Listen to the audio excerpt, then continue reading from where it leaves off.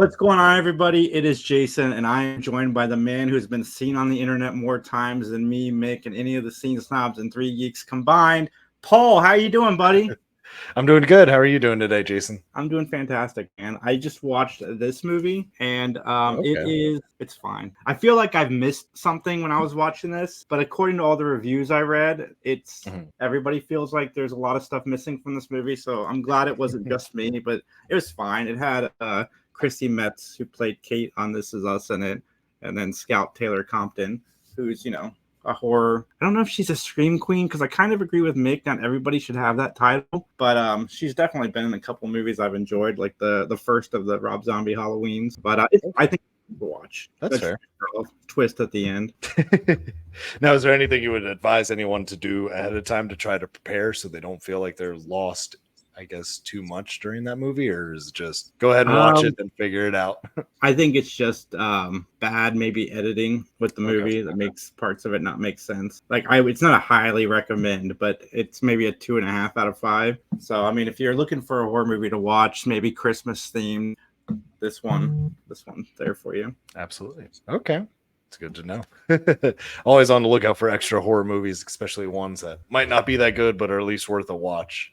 But I did see Abigail. Have you seen Abigail? Yes, I did. That movie is fantastic. Dude, first off, I love Melissa Barrera. I was really bummed when she got let go of Scream, which is on some bullshit if you ask me, but we won't get into that here. But going into Abigail, I was like, wow, this is fun. Scary kids, they've already got me like petrified, because that's really the only thing that really scares me is scary looking children. And this movie had no shortage of that. So yeah, I was in. It was really cool. And my girlfriend took me to this older movie theater in the area. So it had the actual lights on the floor as you walked into the theater. So I was already like sold on the whole theater experience. And then the movie on top of it, Radio Silence. What's the movie? Ready or Not, Scream 5, Scream 6, and this. I'm all in on these guys. Yeah, and I could definitely tell that they were a part of it just from some of those blood scenes, because it reminded me a lot of Ready or Not, with the blood kind of bursting, how it did. I was surprised by how funny it was. Like, I thought it'd be an enjoyable movie, but I didn't think I'd enjoy it quite as much as I did. Some of their one-liners were just hilarious. I like the cast a lot, too. Yeah, they had a great cast, especially the big guy. The big dude was hilarious, that whole movie. Just big and dumb. That's one I'd watch again, honestly. Me too. And it had a glaring, hey, we might do a sequel eventually at the end of it. But like I said, I enjoyed it thoroughly. Yeah. I wasn't expecting quite some of the twists that were... not twists, if you will, but I guess reveals that happened. I wasn't expecting, just because I thought it was just going to be kind of a cheap horror movie with a lot of gore, which I'm fine with. So I was kind of pleasantly surprised when the storyline ended up being a lot better. I think somebody like Radio Silence is who Blumhouse needs working for them, or, on their team. Because like Blumhouse doesn't really have that go-to director yet, or go-to team. And I just feel like they could be a match made in heaven. I bet they would, especially with how Blumhouse just is very good about just letting directors and their teams just, hey, this is what I want, take over, do whatever you think is best for this. Yeah. I'd love to see that happen. Yeah. So, are you a fan of Rosemary's Baby, the original? I mean, for what it is, it's hard to say like, oh, I love it, just because it's kind of a fucked up movie for all intents and purposes. But I did enjoy it. The premise was good. It's always tough when you're watching any of those movies and you're trying to visualize yourself being there. Like, well, I remember this happened. Well, no, that's not what happened. You're crazy, or that didn't really happen, and kind of feeling like the odd man out. It just kind of, that part is scary, especially when it's part of a cult. As it's revealed, sorry if it's spoilers, but that movie's been out forever. But I did enjoy it. And I know we're about to talk about the part 2, or not part 2, but the prequel. And I'm kind of excited. I hope they reveal a lot more about the cult and dive deep into what actually everything is. Okay, on the surface, I was not sold on this, but looking at this right now, so it's called Apartment 7A. It is a film. It's going straight to Paramount Plus. It's when a struggling young dancer, played by Julia Gardner, who is an amazing actress, suffers a devastating injury. She finds herself drawn in by dark forces when a peculiar, well-connected older couple promises her a shot at fame. Yeah, man, I'm sold on Julia Gardner. Have you seen the movie Relic? Yes, I have. Is it good? I enjoyed Relic. Yeah. Okay. It's same director as Relic. And like I said, Julia Gardner has yet to do something that I haven't enjoyed. She is so good. Okay. So yeah, it should be a joy. I look forward to it. There are a lot of good horrors coming out this year for 2024 that I think they have the potential to be really great. Yeah, I'm definitely curious. Yeah, let's see where it goes. Now, have you caught up on Chucky yet or any of that? Or no, man, I'm behind, but let's talk about it because we're doing this weekly review. So you go ahead and give a quick synopsis on episode 7 because episode 8 is on right now as we record this. Yep. So episodes. Oh, what happened in 7? See, now you're pushing my memory because it's hard not to mash it all together. I don't know what to say about 7. I'm not gonna lie. I'm sorry, Mick. You're gonna have to cut that out. Well, I know Jake. Something happens with Jake in episode 7 where they do something extreme. I think it's in episode 7. Maybe it was in episode 8. But I saw a preview where something happened. But I also know that Fiona Dourif is showing up to play her dad again in one of these episodes, and I can't wait to see that because she was fantastic as her dad in season 1. So maybe I'm not. Maybe I'm only caught up to about 6. So where we were, and I haven't seen 7 then because I don't remember anything crazy happening with Jake recently. I'll have to double check because I thought I was caught up. Maybe I'm not. So yeah, guys, check out Chucky. My boss actually is like, dude, I'm really digging this Chucky show. It's awesome. I'm like, well, where are you at? She's like, I'm on season 1. She's like, Chucky is dying. And I'm like, that's not season 1, that's season 3. She's like, oh, I started on season 3. I'm like, yeah, you need to go back because if you're loving it, not having any context, you're gonna love it even more when you go back and catch up. Yeah. And I will say that is a problem with some streaming services where I've even run into that, where it automatically will kind of start you towards the end or the middle or whatever the current season is instead of pushing you to season 1. And I wish some of those streaming services would do that because Netflix doesn't do that. HBO doesn't do that. I'm not going to list off the ones that do. But they do. And it gets highly annoying because sometimes I'm like, wait, what is this? Like, this guy just got introduced. Why is he having an affair or whatever? And it's like, oh, because you jumped me ahead a whole season, you piece of shit. Thanks. Yeah, I don't like the concept of starting Chucky at season 3. Feel like I'd be so lost. Like, I don't know how she was enjoying it the way that she was selling it to me. And I'm like, yeah, it's a good show. Like, it's better than it deserves to be. And she's like, holy crap, it is. And then I was like, yeah, go back and watch 1 and 2 and then come back and talk to me because I don't want to spoil what came before. Right. And I feel like you definitely need the character development that goes through, the relationships with Jake and his boyfriend, not boyfriend, and then the main girl, all the 3 of them. Like, you need to understand the dynamics there and everything to back and forth. It's just going to make it better. Like you said, like if you're going to start Chucky, start at the beginning, the Chucky TV series, so you can build with them because it just makes you appreciate everything so much more. And their friendship and the bond that they built over the course of the 3 seasons. Because obviously it didn't start that way with Lexi and the other 2. So it is fascinating to see that story play out on how she and Jake kind of come together as friends and essentially family. Yep. I kind of forget sometimes how much of a bitch Lexi really was to them in the beginning, and then it's like, oh wow, now you guys really love each other and care about the other one, and you did not in season 1. Yeah. All right. So did you watch Talk to Me? Yes, I did watch Talk to Me. Oh my god. It? I was floored because I was very skeptical when I heard that the YouTube creators got free reign to make a movie. And I was like, I'm not trying to throw shade, but in my mind, I was like, that'd be like if Mr. Beast came out with a movie. In my opinion, I'm like, he's great at YouTube, all those things. He's a genius. Do I think he can do a movie like Spielberg? No. No more than I think Spielberg could make TikToks or anything like that. So I went in there very skeptical. I was like, we'll see if they can hold it. And that movie, start to finish, the storyline was good. It was gritty. Their scenes were very emotional, and the horror aspect where it just kind of grabbed you and you couldn't take your eyes off what horrificness was happening. I was very pleased with that movie, and I look forward to the second one because I hope we finally get the story about the hand and kind of the origin of what it actually is. I hope they allow them to direct it as well because I think they earned the chance to do the prequel. Well, the good news is they are doing the sequel for Talk to Me too. But they are also making a movie for A24 called Bring Her Back. Plot details have been kept under wraps on the project, but it's definitely those 2 coming back to A24 to make this movie. A24 is a hit or miss studio for me. I wouldn't say that I hate any of their movies, but I definitely love some more than others. Yes. And it did Talk to Me, and then obviously X and Pearl are among my favorites from that studio. Yes. I love Pearl a lot more than X. I think that's just because I thought X was going to be something different than what it was. Like, it was, the trailer made it seem like it was more of almost a supernatural / killer horror movie, and it was a great storyline, but it was more story with some killing in the last half hour of that movie. The first, I think, yeah, I agree with you. I like Pearl more because it introduced a bit of quirk into it, yes, and that definitely won me over. I'm kind of curious how they're going to meld those two into this new movie. Maxine. Yes, I'm excited for Maxine. I know Mia Goth said this is her favorite one that she filmed out of the three. This is going to be the craziest one between the three, and I'm like, well, Pearl is pretty insane with the alligator and all that.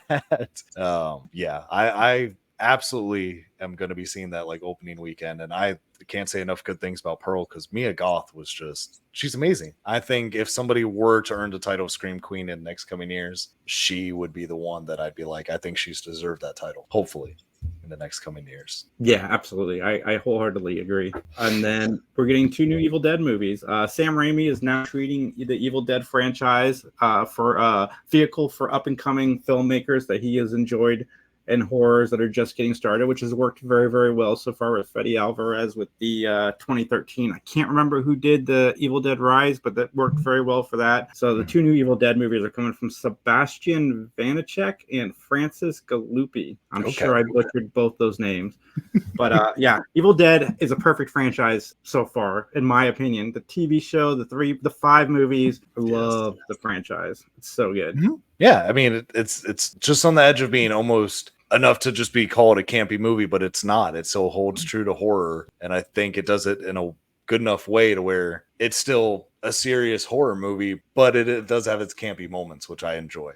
And each film / TV show has a very, I wouldn't say different tone because it's all like cousins of the previous tone of the film, but they all feel kind of different, but they feel like they all exist within that same universe, and somehow it all works. Yep. Yeah. It does. So I'm excited because that last one was real good. Sam and I actually saw that for our anniversary when we were down in Orlando, because it had just dropped that week we were down there. So we were like, oh, let's go to the movie theater at Universal and watch it. And we had a blast. That's a good theater. Mm-hmm. Yeah, it was fun. That theater was huge. I was not ready for that. Yeah. So Psycho 2 is one of my favorite. It might be my favorite horror sequel. I thought it did really, really well following the because obviously the original Psycho is a classic. It's a lot of people's top 5s, a lot of people's number 1. It's a lot of people's number 1 movie of all time in general. So the fact that Psycho 2 came out, everybody's skeptical, but I feel like it did such a good job to live up to legacy. I mean, what did you think? It was your first time watching it. I really enjoyed it. I think if I had a complaint, let's say, with the movie, I like how the original was more black and white. I like the black and white, but past that, I'm glad they kept the original actor. I thought it was fun seeing how Norman Bates had to get out of, the mental hospital and trying to integrate into regular society. I enjoyed seeing that struggle of him seeming to really try. So I actually was thoroughly impressed. I was kind of sad that this was my first time watch, because I feel like I just dismissed it because it was a sequel to such an amazing movie that I missed out on watching that, a lifetime ago. Yeah. So the movie is about Marion's sister's daughter goes to stay with Norman, and their goal is to put Norman back in the institution. And I can't think of the granddaughter's name, but Vera Mills, but that's the name. I can't remember the character's name off the top of my head.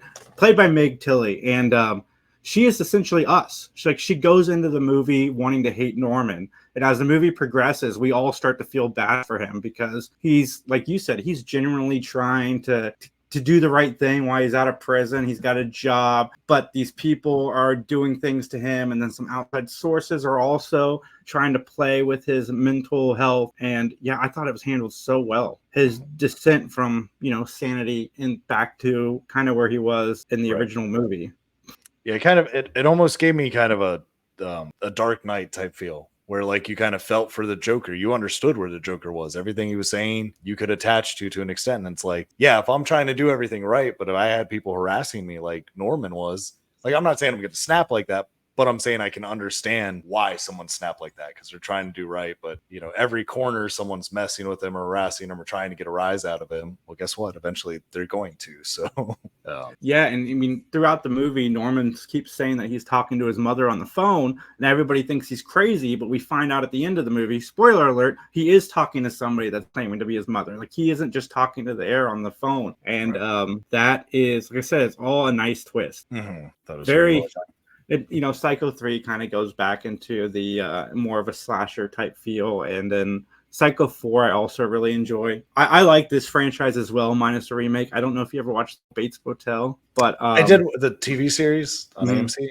I watched, I don't want to lie, so I know I at least watched the first season. I don't know if I watched the rest of it, but at least that I did. First season is good, and the last 2 seasons are good. I think there's 5, but seasons 2 and 3 kind of start doing the wheel spin that shows do that want to stay on the air. But like I said, Psycho 2 is just one of my absolute favorites. It's got a young Dennis Franz in this movie from NYPD Blue. And did that poor guy ever have hair? And then, no. like I said, Meg Tilly, who's Jennifer Tilly's sister, who was in season 2 of Chucky. It's just such a good movie. Anthony Perkins plays Norman Bates so well. There you go. Good cast. Can't go wrong. No, man. So what would you rate this movie if you know? Out of 5, I would give it, I'd give the original Psycho probably a 5 out of 5, and I'd give this one a 4.5 out of 5. Okay. Like and that's how much I like it. I'd probably give it a solid at least 3.5, if not 4 out of 5. I'll probably say 4 out of 5, because I think it deserves at least an 8 out of 10. The other, original Psycho, or the first Psycho, I'd probably say it was 9 out of 10 for me. But yeah, I don't think this one fails. And as far as a sequel to a horror franchise or movie, if you will, was not bad at all. Or disappointing. No, it's totally underrated, and more people should see it. I think a lot of people dismiss it for the same reason you did, and I totally would have dismissed it too. But I'm one of those guys. I'm a franchise guy, so as soon as they get me with the first movie, I'm coming back for the sequels, whether good or bad. They've got me for the rest of the lifespan of the series, and I'm just glad this one ended up being good. There you go. Now, do you have any plans on seeing the new? I'm going to butcher it, but it's a tarot card, the new movie that's coming out. Know that I know what that is, because I believe it comes. It's like a group of kids are stuck in a house and they find a group of cards, and they, the whole thing is they're like, you don't play with someone else's deck. And it's about all their horrific deaths based off what cards are drawn. I do want to see this. I know exactly what you're talking about. Because I do want to see it. I just can't tell if it's just going to be a cash grab where it's just going to be cheap jump scares, or it's going to be a decent storyline. But I'm in it. I'll see it. Nice. What was I going to ask you? I had something on top of but I can't remember now. It's late. Side jargon. No, you're good. Side jargon on the side. So I had been in that Mr. Beast Olympics video, last year or close around to this time. And apparently about 20 of the people involved in that video out of 200 have already gotten phone calls to come back for a different competition video. So everyone's speculating that they're bringing all of us back. So potentially I might be going back to hopefully win a decent amount of money this time.